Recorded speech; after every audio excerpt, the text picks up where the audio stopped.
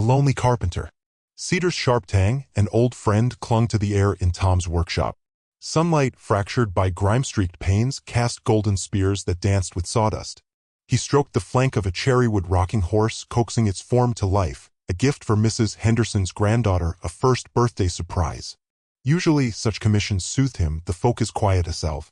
Today, however, the stillness pressed down, a suffocating blanket. He set the chisel aside. Rain now lashed against the corrugated iron roof, a steady, insistent tattoo. A bleak afternoon mirrored the desolation within. He swiped at his forehead, leaving a pale streak of dust. He should persevere with the horse. Mrs. Henderson depended on him. Yet, the spark had vanished with the sun. The clock ticked towards 6. Time for his solitary supper. He sighed, a breath that momentarily disturbed the floating particles. Another evening of silent mastication, another table set for one.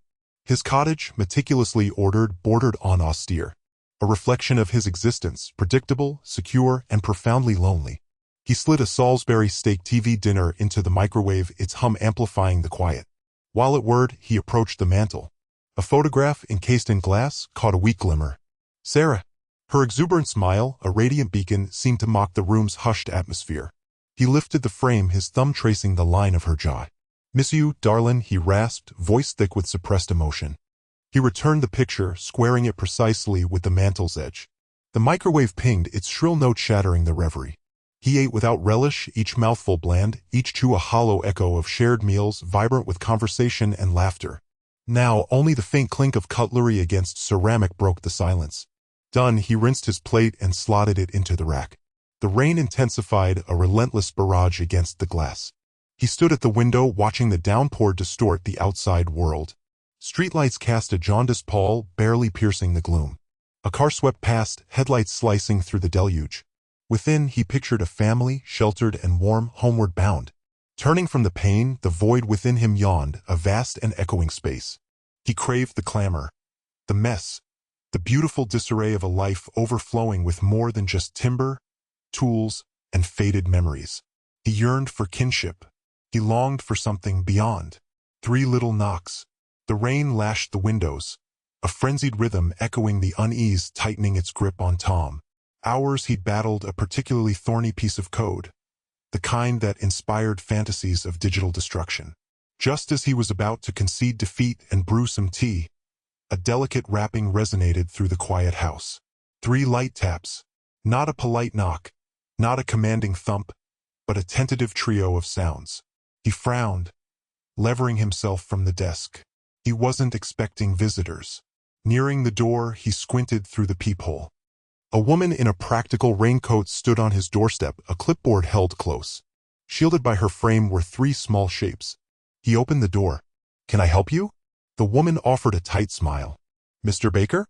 I'm Sarah Chin, Child Protective Services. Forgive the abruptness of this visit." She indicated the cluster beside her. "These are Pip, Kip, and Zip Ramsey. We're dealing with a complication." Tom's brows shot skyward. Whatever he'd imagined, this wasn't it. A complication? Sarah sighed, the sound laced with exhaustion. "Their stepfather is no longer present, and their mother is unreachable. We require a temporary haven, and you were strongly recommended as a responsible and caring individual. We understand you're a distant relative." Distant was an understatement. He barely recalled Great-Aunt Mildred. I don't follow. I live alone. I'm tethered to my computer. I'm hardly suitable. It's purely temporary, Mr. Baker. Just until we locate a more permanent arrangement. Perhaps a few weeks, a month at the most." Her gaze softened as it landed on the children. "They require a safe space for tonight." He studied the youngsters. No older than 6, their eyes were huge with a blend of worry and something mischievous. They were drenched, their clothes plastered to their small bodies. "Fine," he conceded, the word tasting strange. "Fine, come in from the deluge." Sarah Chin guided them inside. As they entered the hallway, the children became clearer. One, sporting impeccably combed brown hair, regarded him with unervingly astute eyes. Another, whose blonde hair defied gravity in a riot of spikes, jiggled on his toes, already taking in the surroundings. The last, a redhead flashing a gap-toothed grin, winked. "Pip, Kip, Zip," Sarah announced, her tone firm yet gentle. "This is Mr. Baker. He's going to look after you for a little while." Pip, the sharp-eyed one, nodded slowly. Kip, the energetic one, immediately began prodding a coat hanging on the rack. Zip, still grinning, chirped, "Got any cookies?" Tom blinked. Cookies. He didn't even possess milk. This was accelerating rapidly. He turned to Sarah, a silent plea etched on his face. She offered another strained smile, the expression hinting she fully grasped the situation he was now in. Triple trouble. The spaghetti volcano erupted at precisely 6:17 p.m. Tom had barely managed to get the sauce simmering when Zip, grinning mischievously, launched a strand from his fork, hitting Kip square in the face. Kip retaliated with a meatball which splattered against the refrigerator. Pip, ever the strategist, loaded his fork with a veritable mountain of pasta, aiming for Tom. Okay. Truce," Tom yelled, holding up his hands, spattered with sauce himself. The truce lasted approximately 30 seconds, ending when Zip discovered the structural integrity of a single strand of spaghetti could be weaponized into a surprisingly effective projectile. Soon, the kitchen resembled a Jackson Pollock painting gone horribly wrong, rendered in shades of red and beige. Tom sighed, the initial panic giving way to a weary acceptance. He grabbed the camera he'd been using to document the experience and snapped a photo. "Evidence for the defense," he muttered. The living room, post-dinner battle, looked like a toy store had exploded. Legos crunched underfoot, wooden blocks formed precarious towers, and stuffed animals lay strewn like casualties of some bizarre plush war. Tom, attempting to navigate the obstacle course, tripped over a rogue race car, nearly taking out a lamp. "Guys," he pleaded, his voice strained, "can we maybe possibly think about tidying up a little?" 3 pairs of eyes regarded him with a mixture of incomprehension and blatant disregard. Kip was busy trying to launch a stuffed giraffe from the sofa, Zip was meticulously lining up his toy soldiers for battle, and Pip was engrossed in building an elaborate fort out of blankets and cushions. Tom surveyed the scene, then let out another sigh. Resistance was futile. He joined Pip in the fort, hoping for a moment of relative peace. It lasted 5 minutes until Kip and Zip declared the fort a strategic target and launched a coordinated attack with Nerf darts. Bedtime arrived with the promise of blessed silence but delivered instead a cacophony of demands. 3 different stories, 3 different blankets, 3 different anxieties about the monsters under the bed. Tom, armed with The Gruffalo, Where the Wild Things Are, and Goodnight Moon, attempted to read all 3 simultaneously, switching between voices and narratives with increasing desperation. He was mid-sentence in The Gruffalo, butchering the monster's voice, when his own voice trailed off. He slumped against the headboard, the 3 books sliding from his grasp.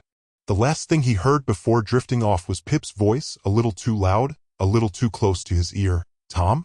Are you broken?" Discovering their superpowers. The jigsaw puzzle was a monster. 1,000 pieces depicting a ridiculously detailed Venetian canal scene.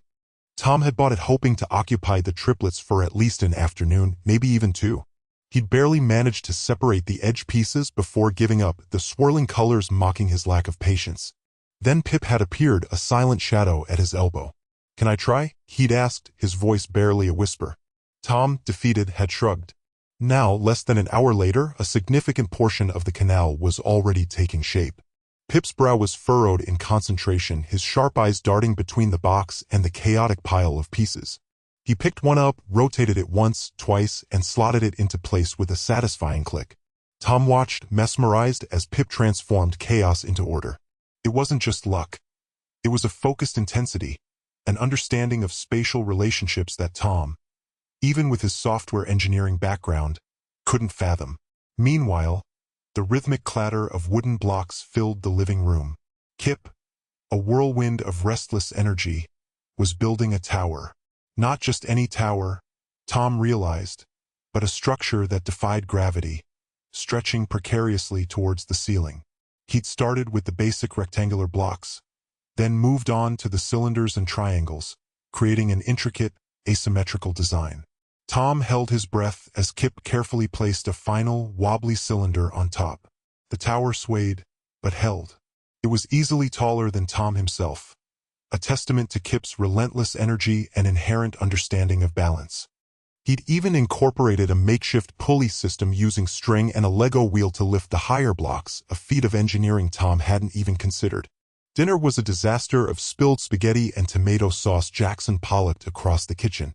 Tom, scrubbing furiously at the counter, felt the familiar wave of exhaustion wash over him.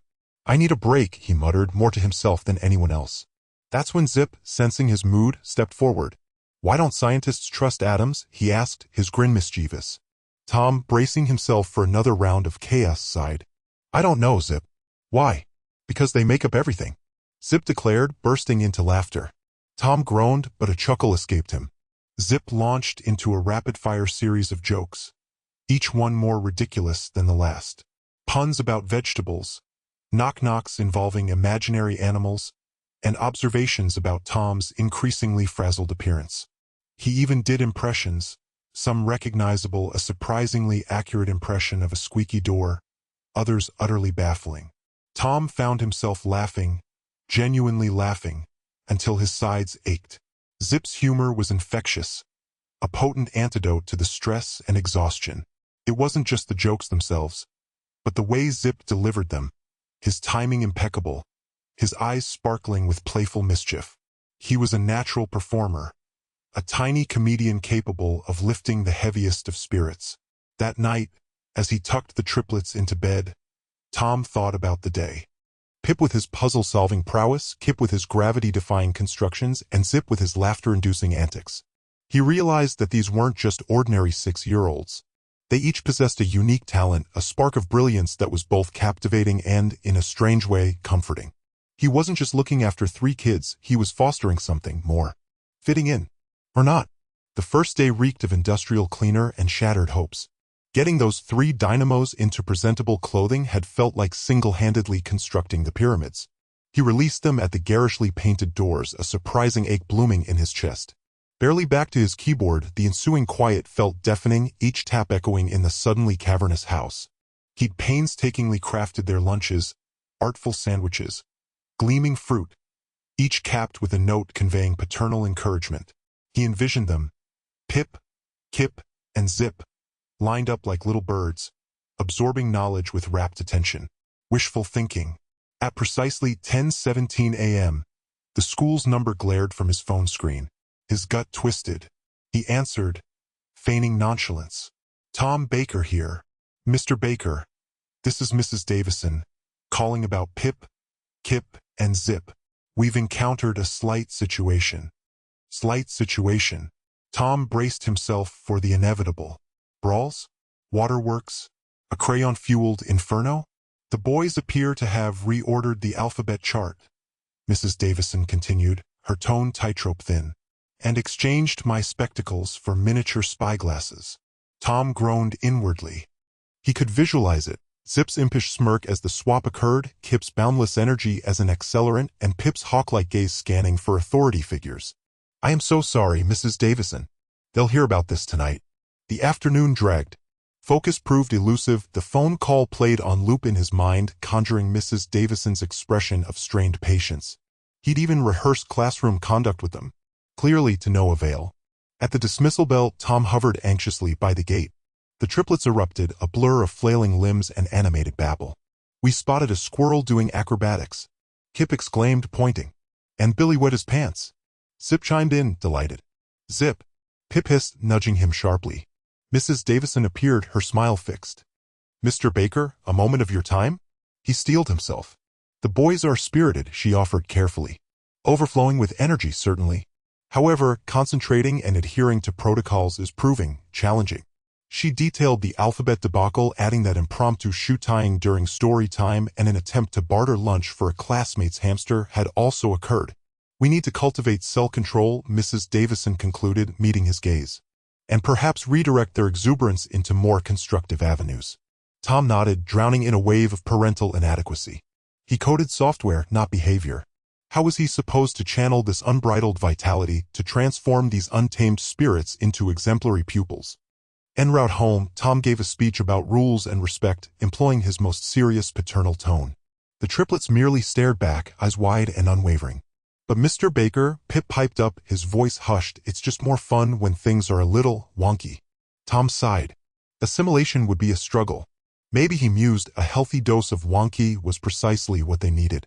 The dilemma, of course, was balancing that with societal expectations. The treehouse project. The school principal's words still stung. Disruptive, impulsive, difficult to manage.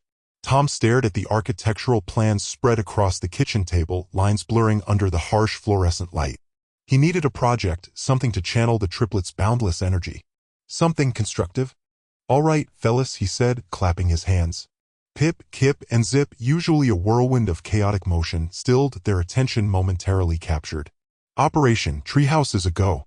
3 pairs of eyes, each a slightly different shade of hazel, focused on him, a rare synchronicity. Pip, ever the observer, tilted his head, his sharp eyes already dissecting the sketch. Kip, buzzing with contained energy, bounced on the balls of his feet. Zip, grinning like a mischievous cherub, pointed a finger at the tallest tree in the backyard, a sturdy oak that had weathered countless storms. "That one, Dad? That's the one." Tom smiled, a genuine smile that reached his tired eyes. "That's the one.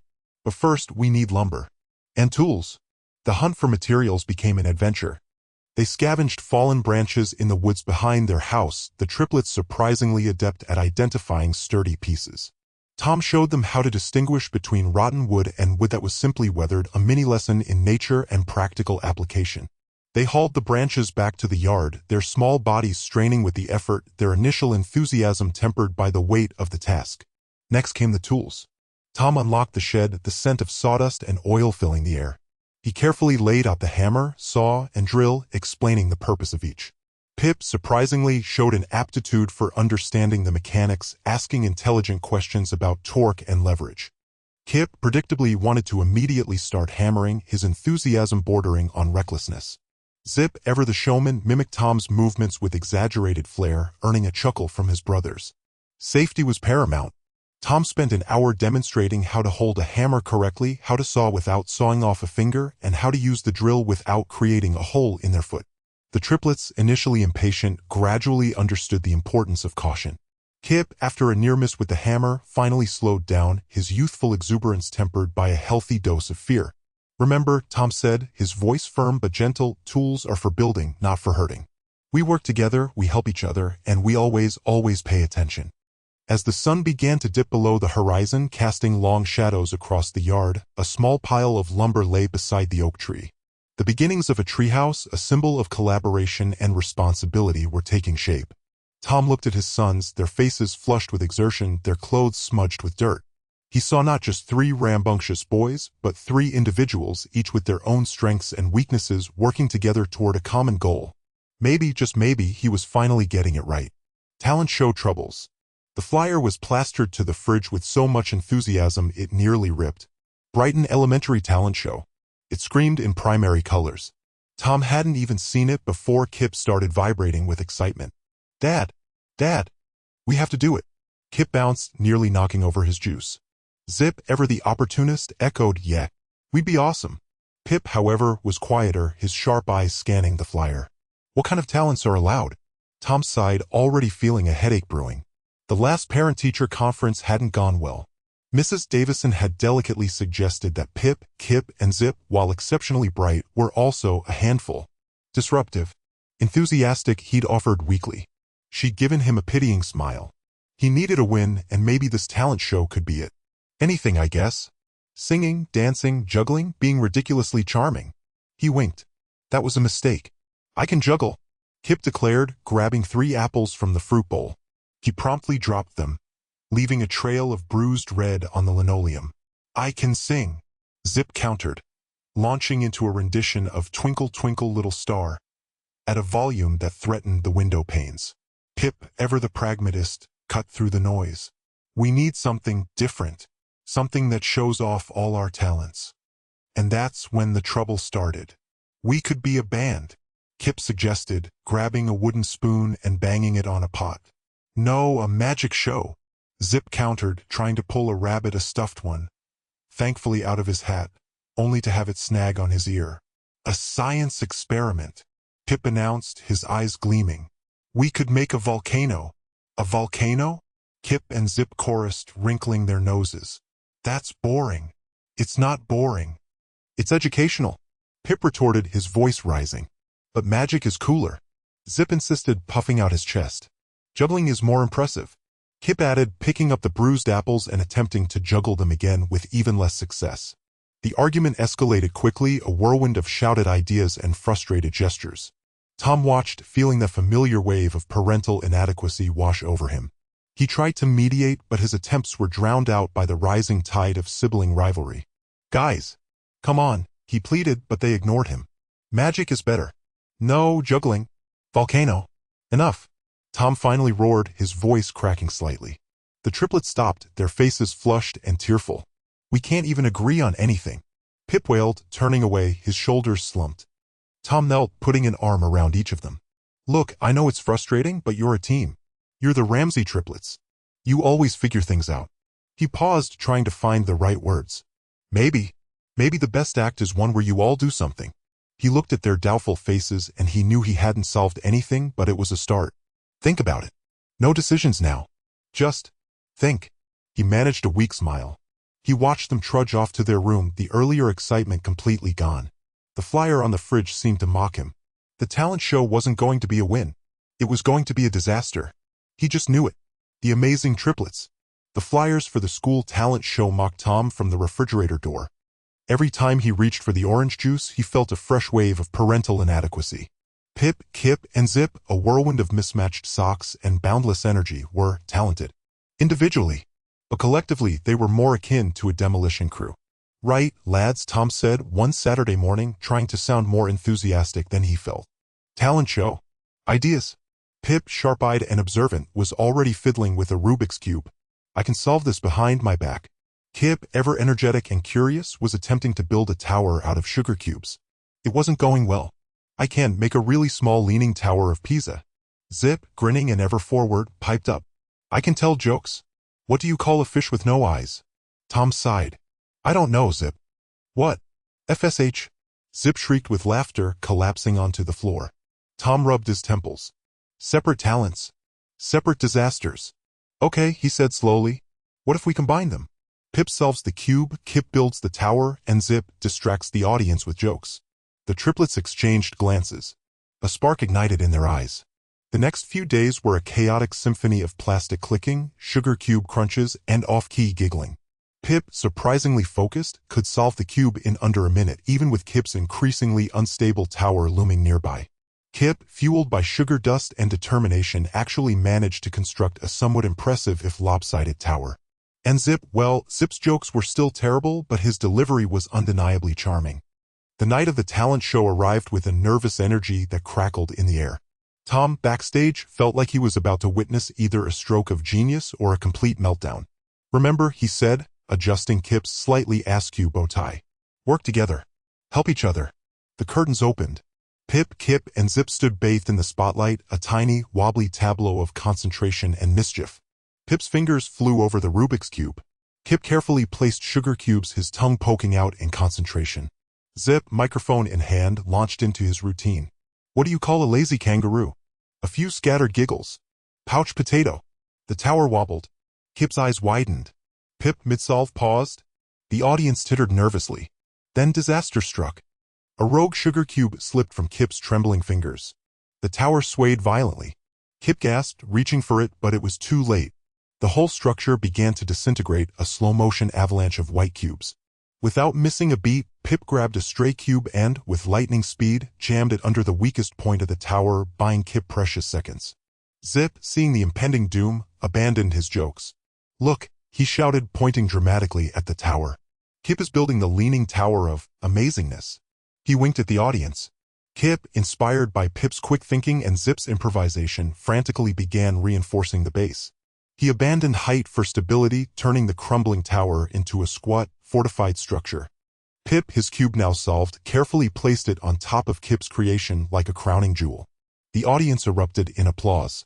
They hadn't just witnessed a talent, they'd witnessed teamwork, resilience, and a healthy dose of pure, unadulterated chaos. Tom, watching from the wings, felt a surge of pride so powerful it almost knocked him over.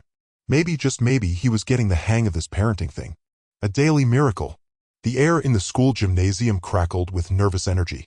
Tom sat near the back, feeling a familiar knot of anxiety tighten in his stomach. He'd managed to get the day off work, but the guilt gnawed at him. He hadn't been present enough lately. Not at school, not at home. He watched as a kaleidoscope of face-painted kids paraded across the stage, a girl mangling a recorder solo, a boy doing surprisingly good impressions, and a group of jump-roping dynamos. Then it was the triplets' turn. Pip, Kip, and Zip. They'd insisted on entering the talent show with a collaborative construction project. Something about showing off their building skills. Tom hadn't understood it, but he'd agreed, hoping it would be a constructive outlet for their boundless energy. As they lugged a large box filled with colorful blocks and puzzle pieces onto the stage, Kip tripped, sending a precarious tower of blocks teetering dangerously. Tom's heart leaped into his throat. He saw disaster unfolding. But Pip, sharp-eyed as ever, was already moving. In a blur of motion, she rearranged a puzzle base, giving Kip's wobbly tower the support it needed. The wobble stopped and the tower held. "Thanks, Pip." Kip grinned, oblivious to the near catastrophe. Zip, ever the showman, stepped forward, microphone in hand. "What do you call a lazy kangaroo?" he asked the audience, his grin widening. A few hesitant voices called out, "I don't know." "Pouch potato." Zip roared, and a ripple of laughter spread through the crowd. He followed with a string of equally silly jokes, keeping the audience entertained while Pip and Kip meticulously began constructing their project. Tom watched, mesmerized. The blocks clicked together, the puzzle pieces slotted into place. Kip, fueled by boundless energy, scaled the partially built structure, adding blocks to the higher levels. Pip, with her focused intensity, ensured every piece was perfectly aligned. Zip, still cracking jokes, acted as a kind of project manager, pointing out flaws and suggesting improvements. It was a chaotic ballet of teamwork, a symphony of silly jokes and serious construction. Tom saw them not as three individual boys, but as a single, unified force working in perfect harmony. Finally, after what felt like an eternity, they stepped back. Before them stood a magnificent structure, a vibrant, towering castle, complete with spiraling staircases and whimsical turrets. The audience gasped. It was far more impressive than anything Tom had imagined. The judges, wide-eyed, awarded them first place. The gymnasium erupted in applause.